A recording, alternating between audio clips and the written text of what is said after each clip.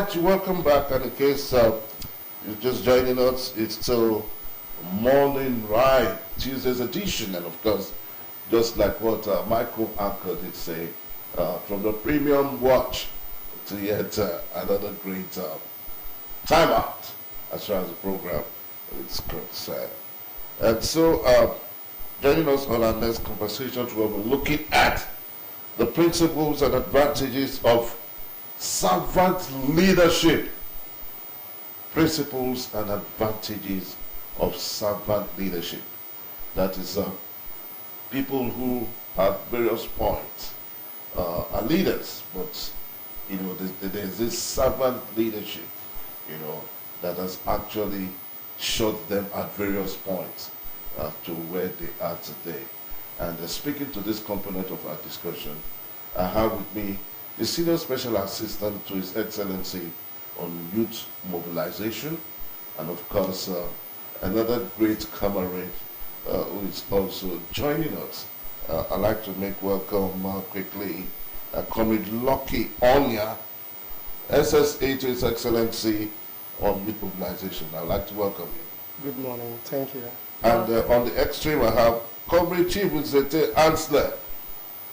I'd like to also welcome you, gentlemen. Thank you for having me, sir. Welcome, sir. Yes, so we're looking at the topic, which is quite explosive, principles and advantages of servant leadership. But before we get to the component of our discourse, when we're talking about servant leadership, what are we talking about? Quickly, I want SSA to start it off from there quickly. Well, good morning once again. My name is Comrade Lucky Onya, Senior Special Assistant to the Governor on Youth Mobilization. When you talk about servant leadership, you are talking about what is leadership in the first place. Leadership is all about ruling, inspiring of people, and when you say servant leader or servant leadership, you are talking of somebody who is leading, but he has that humility, he has that servant attitude towards the people that is leading, without pride or any form of arrogance. I think that is what I can say. I think I like to be on the same page with you. Yeah. Without pride, without level of humility, yes. without any level of arrogancy. Yes. That is from the layman's perspective. Yeah. Chief Zete, can you also, let's have your rider to what the SSA has said. Servant leadership, so people want to say, okay, because I am in charge, I am the leader, you are the servant. But there are some leaders too that say, okay, no problem, I'll be the servant even when I'm a leader. Yeah. Can you speak to that quickly? Thank you very much, sir. Deltans, I greet you once more. I think my president, who at the same time is the president of Equipment Field Force, he talked very well about that. I think I totally concur with him, because leadership in my own, apart from going to academica, leadership in my own point of view is about setting out goals and being fully in charge, to positively achieve developmental end. And when the word servant is very clear, servant has to do with somebody who is down to earth, not having the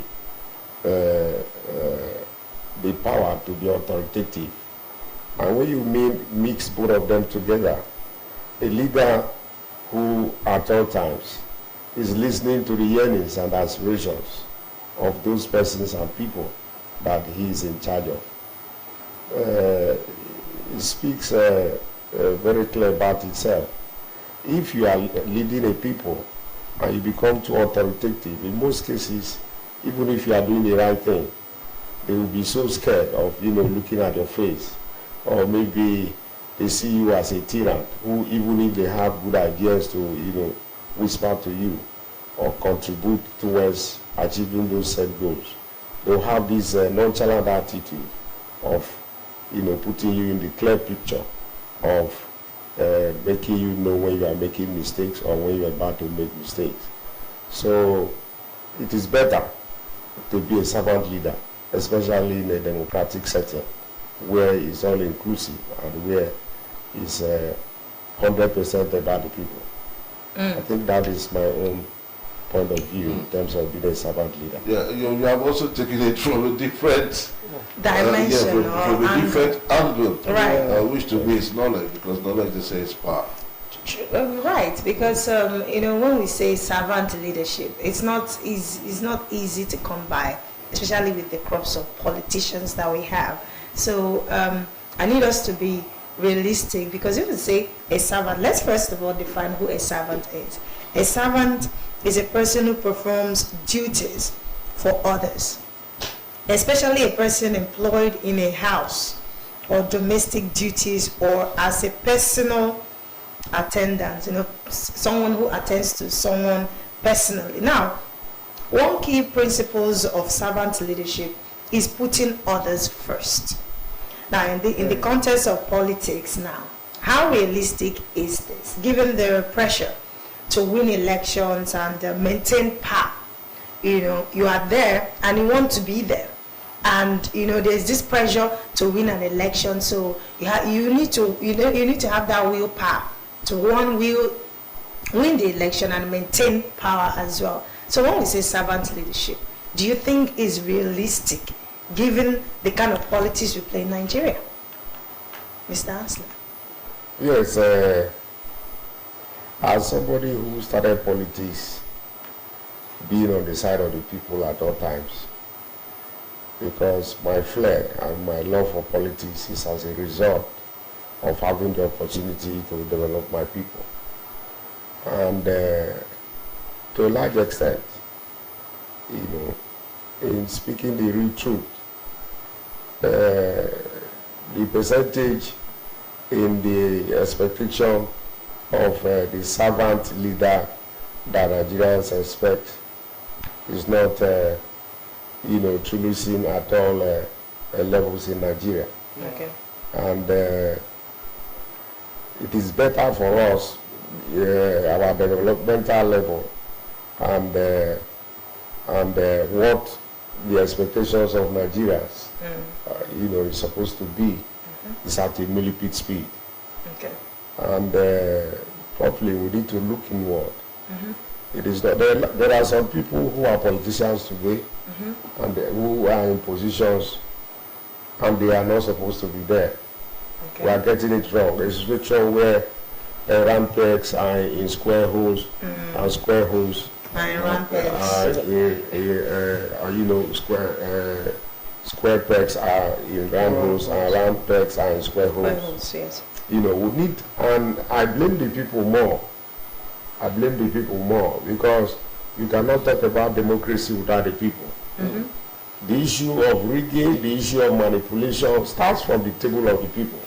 You cannot rig without the people.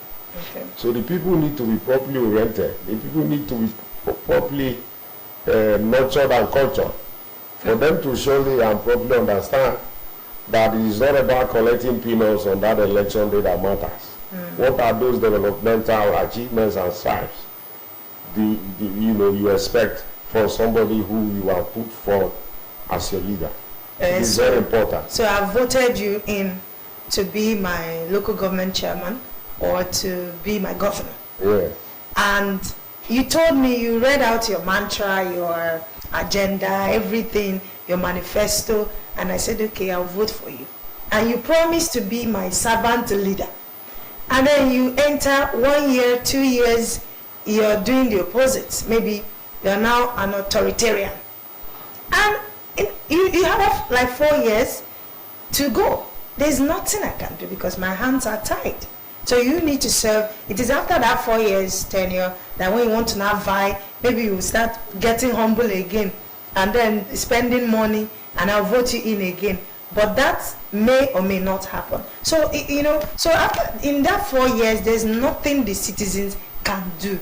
You're already there. You're there. So how do we now start to, like you said, start educating people and start knowing that this person, regardless of the manifesto, well read, this person is not going to be a servant leader? How do we identify such person? Yeah, you'll be able to identify such persons. For example, I was reading an article some days back where somebody brought up an issue where you have a monkey and you bring a lot of money and bring a bunch of banana.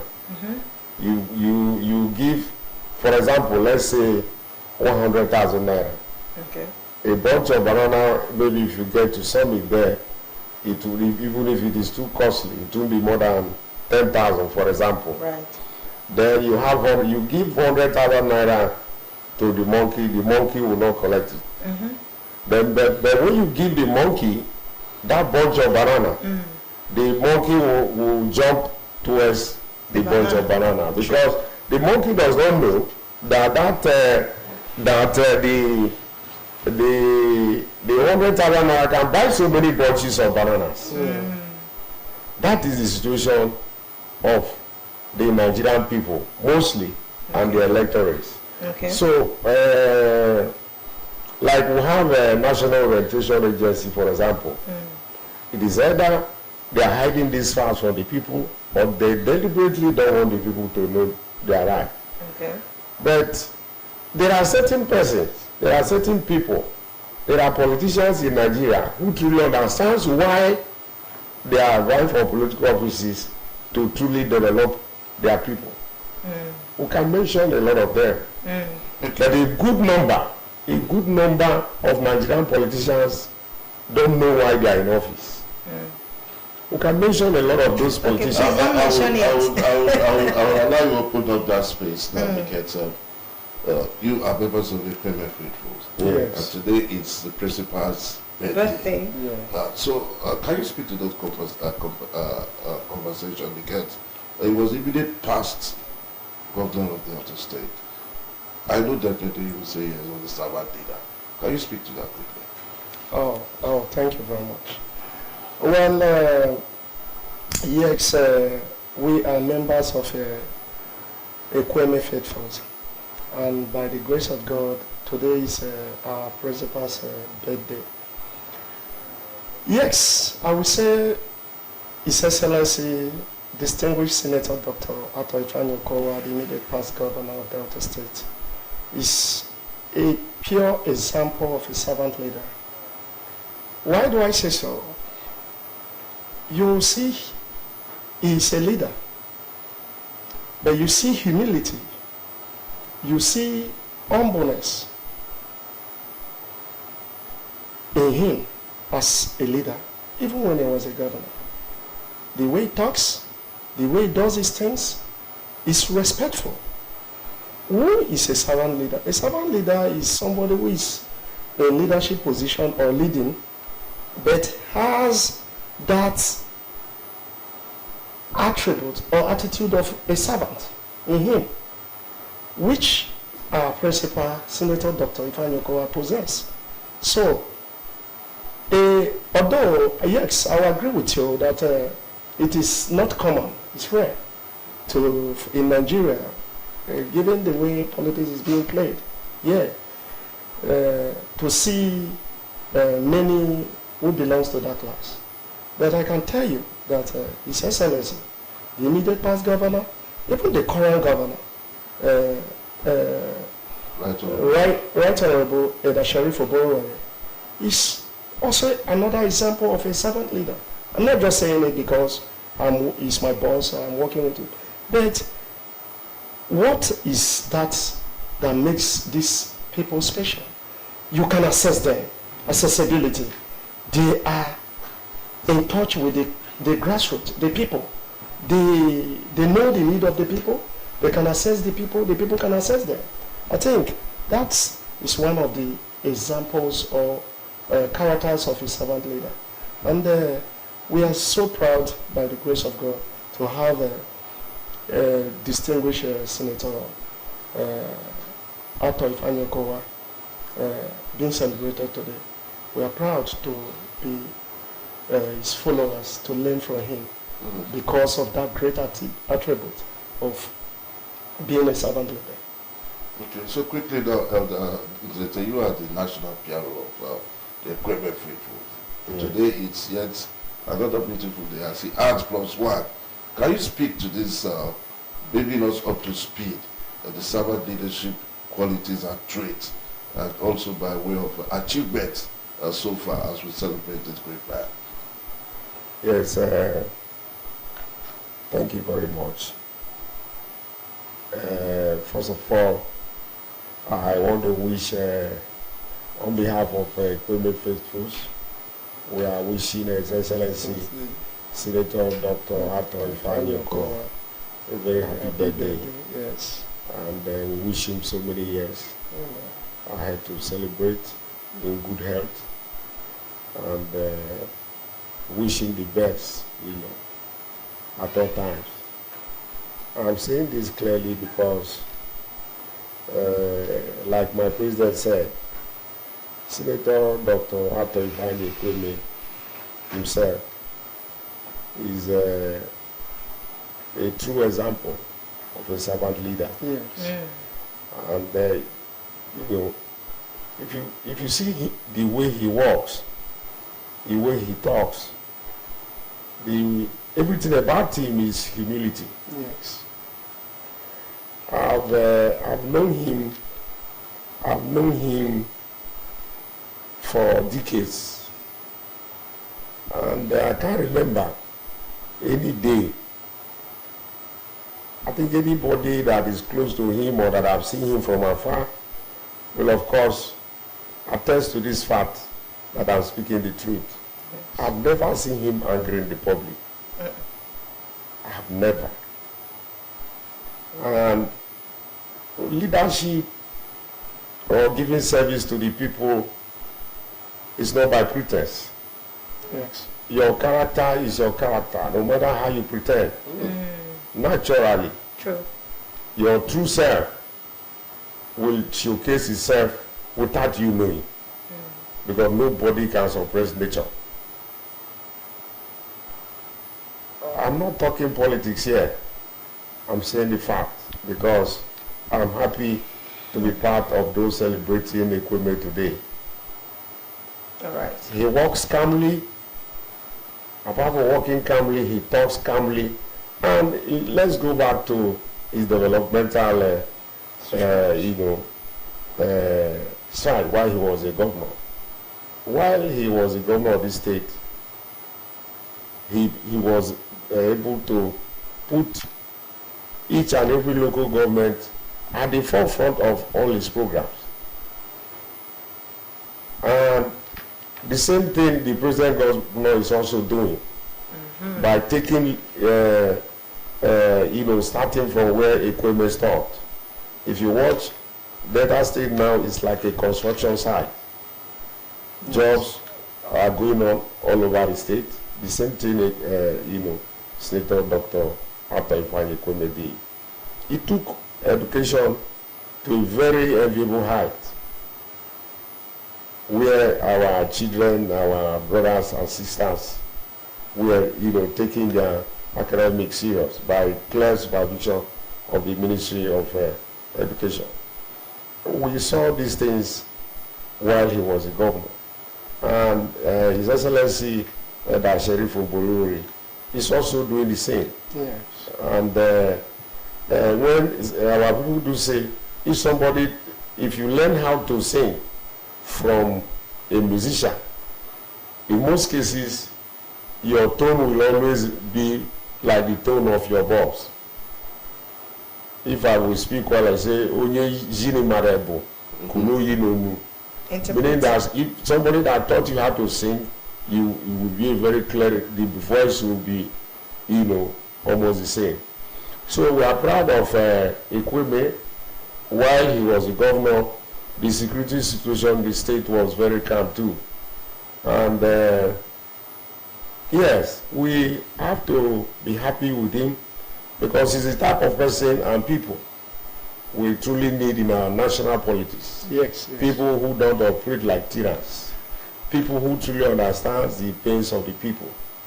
People who truly, like, my national president said, if you have a leader, a leader needs to be very, very accessible. Yeah, it's very important. And when you are able to access your leader, because the leader doesn't know it all, as a follower, because I think leadership and followership, they move the same.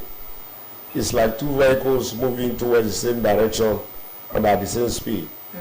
Both they are very close. Leadership, followership is very important when it comes to democracy. Okay. So we are proud of His Excellency Ekweme. Yeah. We are proud of him. Like I said earlier, we wish him a very happy birthday. Yes. We wish him many more years to celebrate. Okay. We'll continue to celebrate him by the special grace of God. Okay. So I'd like to speak, just before we wrap up, to Comrade Lucky. I want to know, still on the servant leadership, if our political system embrace servant leadership more fully, what kind of change you think we'll begin to see and experience in our society? Let's use Delta State as an example, because you are here celebrating a man who is handed over to, another, to our governor, our present governor now, and you're still celebrating him. Yes. People don't get to enjoy this kind of, comments poured on them, especially when they have left the office or that position. Yeah. But here you are celebrating him. So I agree with you when you say that he's indeed an example of a servant leader, Thank you. especially to you. Now, so what do you think, the question I asked earlier about servant leadership? Okay. Thank you very much.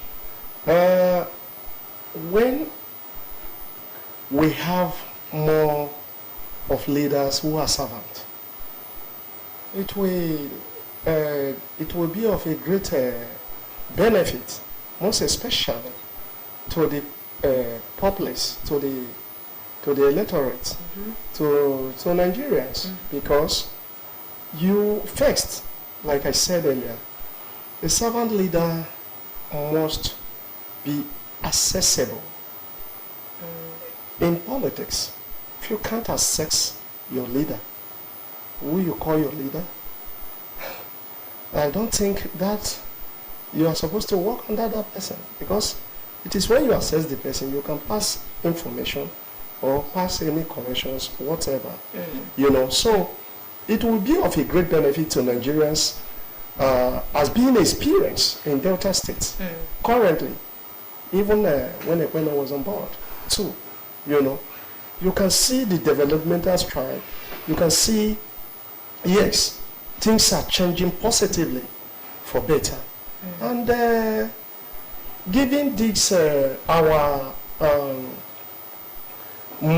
general move to the party at the central, which is APC, it will also create, I believe that Ekweme and his Excellency Elder Sheriff Oboroware will now working fully with the President of the Federal Republic of Nigeria, will bring in these attributes to him so that it can spread across the country. Because what Nigeria needs is servant leader. A leader who listens to the people, a leader who is accessible. When those things are there, then development follows. Okay. Yes. So it will be of great benefit to Deltans, to Nigerians, if we have more of servant leaders. Yes. Indeed. Which Ekweme is a typical example of a servant leader. Okay. You can also see from the youth angle. When he came on board, he reorganized the system. He brought in a lot of young people.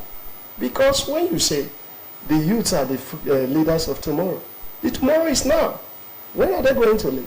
You can see which our current governor has also followed that very, very good step by making sure that in his cabinet, youths have highest percentage of those in his cabinet. Right. So those are some of the benefits that the people can expect from a servant leader. Okay. Thank you. All right. All Thank right, you so so just much. before we drop this conversation this morning, I know there's one more wish Yes. for our immediate past governor. So what was that wish as we celebrate it? I'd like to start with Chief Zete. Yeah, thank you very much. We wish him the best. Of course, he's still very, very sound upstairs. And why we wish him that is that, if I may reflect a little bit back on the issue of a servant leader, I would like to shock you or to keep people or persons who are not informed to be properly informed. We are talking about a man who his people called together and say, we want you to be the secretary of the local government. It is not easy for people to, when it is not an election situation, where people will come to say, represent us here. He's a man who was a secretary to a local government. By the thinking and the idea of the ordinary people at the grassroots. Yes. This is a man who, after being a secretary to the local government, became a local government chairman. This is a man, after being a local government chairman from the democratic times from 1999, if I have to be specific, 2 times commissioner. This is a man, after being a commissioner, he was appointed secretary to the state government. This is a man, after being secretary to the state government, was elected to the Senate. This is a man, after, after doing his first term in the Senate, he contested as a governor and won. Led the state for good 8 years, without rancor, without problems, without security challenges. This is a man, out of his leadership qualities, his humility, and ideas to develop a people, was also made a vice presidential candidate, because those people saw the qualities in him. So we wish him the best. The wish and the will of God is not the wish and will of man. But at times, and in most cases, the voice of God, the voice of the people is the voice of God. Okay, we'll drop it there. Yeah. All right, I'll allow you, because you rhetorically, brought it from nothing. Indeed, he rose through the So, ranks. as a national president, I'll allow you, just as we wrap up quickly, your wish. Yeah, thank you very much. I think we are wishing him, on behalf of Ekweme Faithfuls, we are wishing our mentor, our leader, a very, very happy birthday celebration. And we are praying God Almighty, given to his achievements, massive achievement during his time, that God Almighty will continue to protect him, his family, and the political followers as well, so that he, as our father, as our leader, a servant leader, will move higher politically, so that the followers as well can also continue to emulate him. I am congratulating him for his achievements during his time, massive achievement. You can see the state secretariat, which is not common across the federation. He built it. He built a floating market in yes, a lot of achievement. Are you talking about this, Stephen Keshi? Road constructions developed. In fact, he built my joy today is the current governor is footing on his heart. The way, the foundation he laid, that is what the current governor is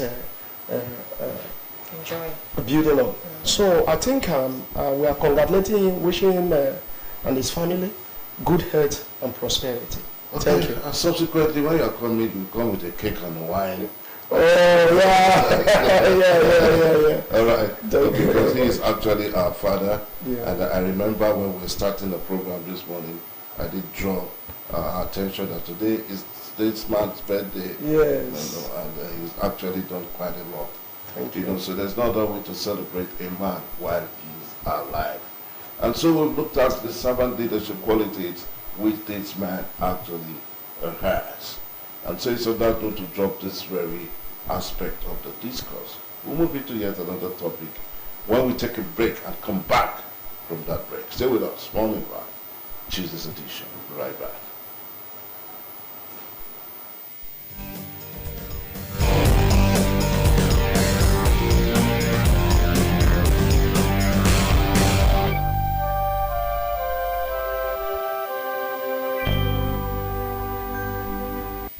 From a rough, underdeveloped stretch to a fully completed bridge, this transformation didn't happen by chance. Allow me to reintroduce myself. My name is